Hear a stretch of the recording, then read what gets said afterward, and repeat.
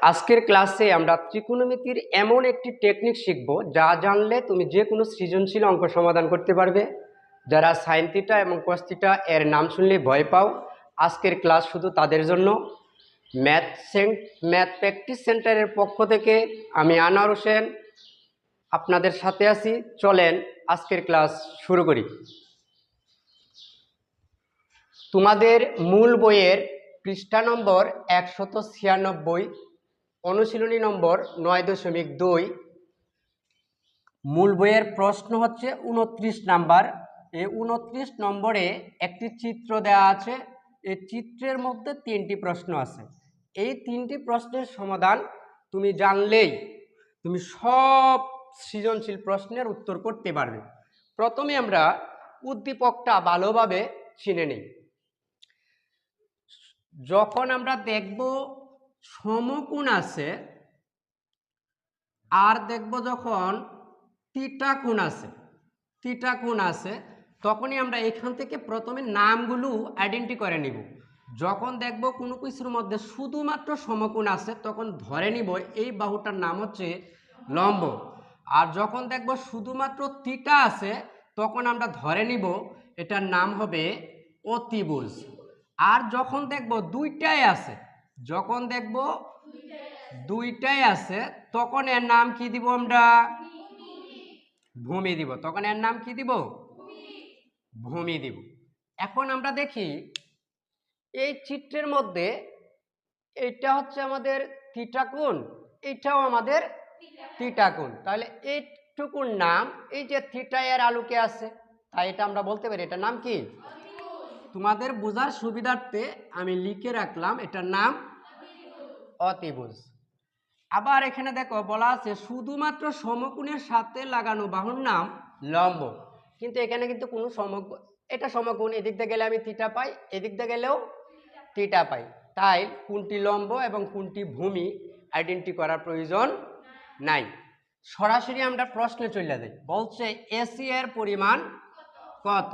তখন আমরা যে কাজটা করতে পারি, প্রথমে লিখবা এ সি সমান, যেহেতু এসি এর নাম অতিভুজ এটা কনফার্ম হয়ে গেছে, তাই আমরা প্রথমে লিখলাম এসি। এসি এর সূত্রটা কি, মানে অতিভুজের সূত্রটা কি? লম্ব স্কয়ার প্লাস ভূমি স্কয়ার। যেহেতু আমরা এখানে স্কয়ার ইউজ করি নাই, তাই আমরা এখানে কি ব্যবহার করব? রুট ওভার ব্যবহার করব। এখানে আমরা কি বলতে পারি? লম্ব স্কয়ার ভূমি স্কয়ার। এখানে লম্ব কোনটা আমরা তো বলতে পারতেছি না, যে কোনোটাকে তুমি লম্ব হিসেবে নিতে পারবা। ধরো 1 নিলা প্লাস ভূমি স্কয়ার, শুধু বলবে তুমি লম্ব স্কয়ার প্লাস ভূমি স্কয়ার। লেখার সময় যে কোনোটা লিখলে হবে, কোনো সমস্যা হবে না। 1 স্কয়ার মানে আমরা সবাই জানি 1, রুট ওভার 3 স্কয়ার আমরা সবাই জানি 3। 1 আর 3 যোগ করে কত হলো? 4। রুট ওভার 4 মানে কত? 2। তাহলে আমরা বলতে পারি এ সি এর পরিমাণ, এসি এর পরিমাণ 2।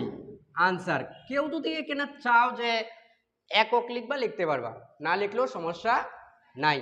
আমরা আশা করি সবাই বুঝছি এসি এর পরিমাণ 2 একক কিভাবে আসলো। তাহলে আমরা বোঝার সুবিধার্থে চিত্রের মধ্যেই আমরা কি লিখে নেই? 2 লিখে নেই।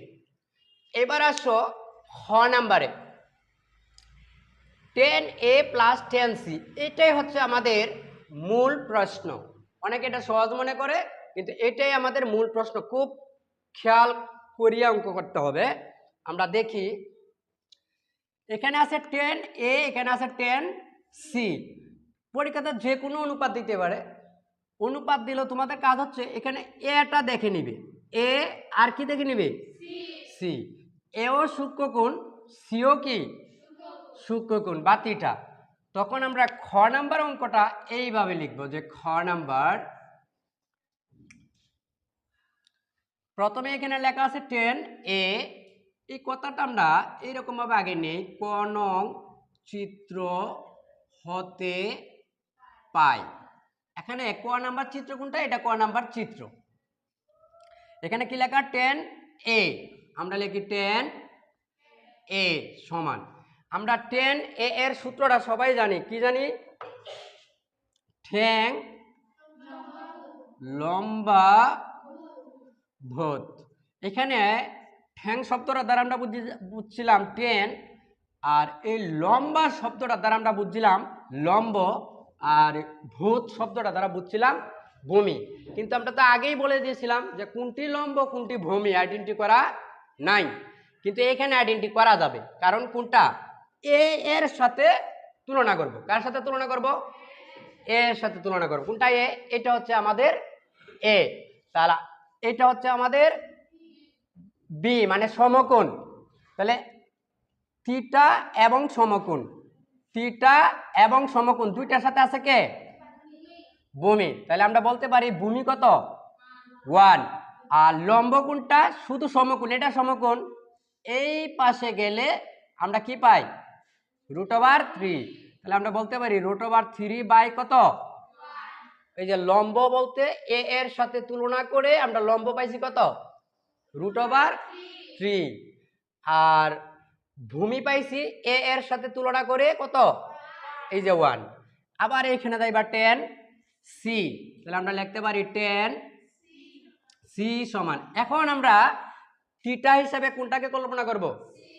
সি কে কল্পনা করব। এটা হচ্ছে আমাদের সি। আবার বলতে হবে 10 এর সূত্রটা কি? লম্ব ভূমি। কোনটা লম্ব? এখানে আমরা সি এর সাথে তুলনা করব। তাহলে লম্ব হবে কোনটা? A B. লম্ব কোনটা? A B. এর মানে কত? 1। আবার ভূমি, ভূমি কোনটা? √3। এতটুকু বুঝলেই তোমরা পারবা। এরপরে তুমি প্রশ্নের মধ্যে যেটা চাইছে এটা লিখো, প্রদত্ত রাশি। এখানে একটা টেকনিক কিন্তু আমরা খেয়াল করতাম, এই যে 10 এ 10 সি এর মান নির্ণয় করো বলছে না, প্রথমে তোমরা আলাদা আলাদা ভাবে এখানে যে যে প্রশ্নগুলো দেয়া থাকবে মানটা নির্ণয় করে নিবে।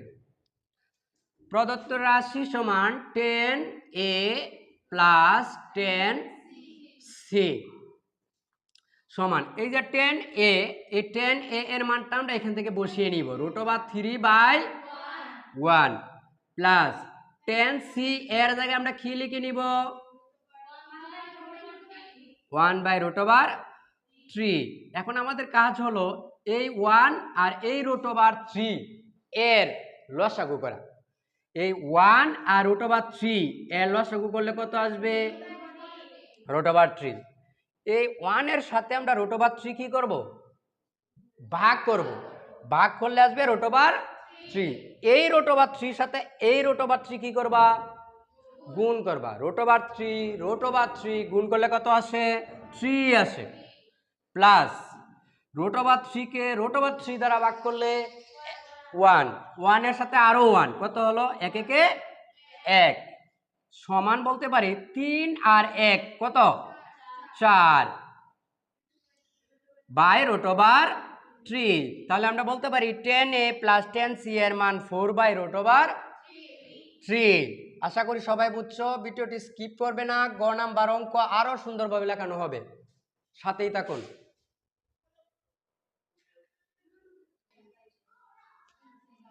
আমরা গ নাম্বার প্রশ্নে পাইছি x এবং y এর মান নির্ণয় করো।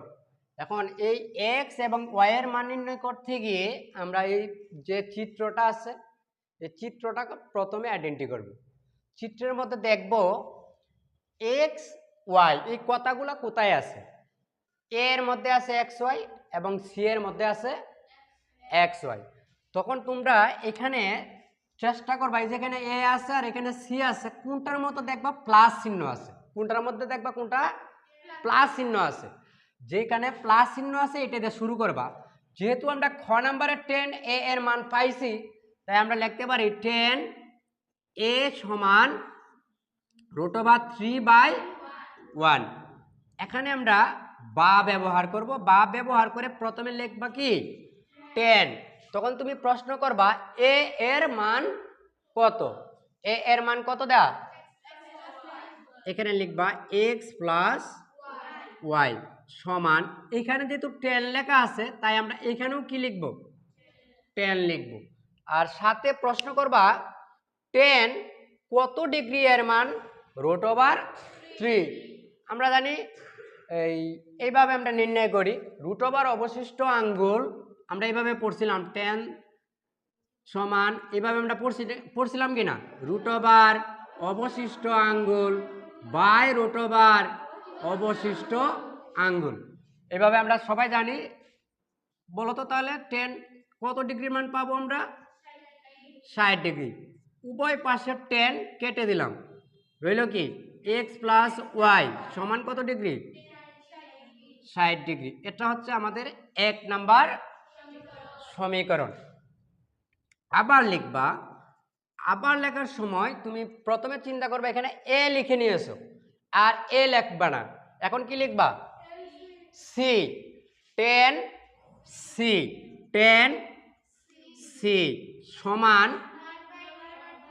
1/√।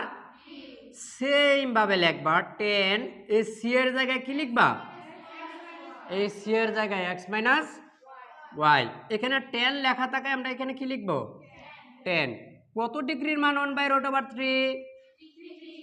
30 ডিগ্রি। উভয় পাশে 10 আমরা কেটে দিলাম, x মাইনাস ওয়াই সমান 30 ডিগ্রি। এখানে একটা বিষয় খুব খেয়াল করার বিষয়, সেটা হলো এখানে আমরা লিখছি ক হতে পাই 10a সমান √3/1। পরীক্ষাতে যদি খ নাম্বার না আসে তখন আমরা কি করব? আমরা এখানে জেনে রাখবো এখানে যে 10 লিখতে হবে এমনটি নয়। ত্রিকোণমিতিক অনুপাতের 6টা অনুপাতের যে কোনোটা এখানে লিখলেও হবে, তবে শর্তটা হচ্ছে এখানে যেন এ লিখি, এখানে যেন সি লিখি। এই কথাটা আমরা মাথায় রাখতাম, তাহলে দেখবে তুমি যে কোনো অঙ্কের সমাধান করতে পারবে। এখন আমরা এখানে সমীকরণ দুইটা পাইলাইছি, তাহলে আমরা নিয়ম অনুযায়ী কি করতে পারি? সমীকরণ 1 ও 2 হতে পাই। আমরা 1 নাম্বার সমীকরণটা এখানে লিখি x প্লাস ওয়াই সমান x মাইনাস ওয়াই সমান 30 ডিগ্রি। এখানে আমরা দুইটা চিহ্ন দুই রকম পাইছি না? আমরা জানি দুইটা চিহ্ন দুই রকম হইলে কি করতে হয়? প্লাস করতে হয়। প্লাস করে x আর x কত হলো? 60 আর 30 কত হলো? 90 ডিগ্রি। বা x সমান উপরে কত ডিগ্রি, নিচে এই 2টা আমরা নিচে লিখছি। 2 এর নাম হতো 90 পর্যন্ত, বা ক্যালকুলেটর ব্যবহার করলে আমরা কত পাবো? 2 45 90। এরপরে আমরা স্বাভাবিক নিয়মে আমরা কি লিখি? x এর মান 1 নং সমীকরণে বসিয়ে পাই। এখন আমাদের 1 নাম্বার সমীকরণে যাইতে হবে। 1 যেখানে লেখা থাকবে এটা 1, এটা x প্লাস ওয়াই। x এর জায়গায় আমরা কি লিখব? 45। y এর জায়গায় y, 60 এর জায়গায় 60, বা y সমান 60 ডিগ্রি মাইনাস 45 ডিগ্রি। তাহলে আমরা y এর মান কত ডিগ্রি পাইলাম? মানে 60 থেকে 45 মাইনাস করলেই 15। তাহলে আমরা বলতে পারি সুতরাং নির্ণেয় মান x y সমান 45 ডিগ্রি 15 ডিগ্রি। আনসার। ধন্যবাদ সবাইকে।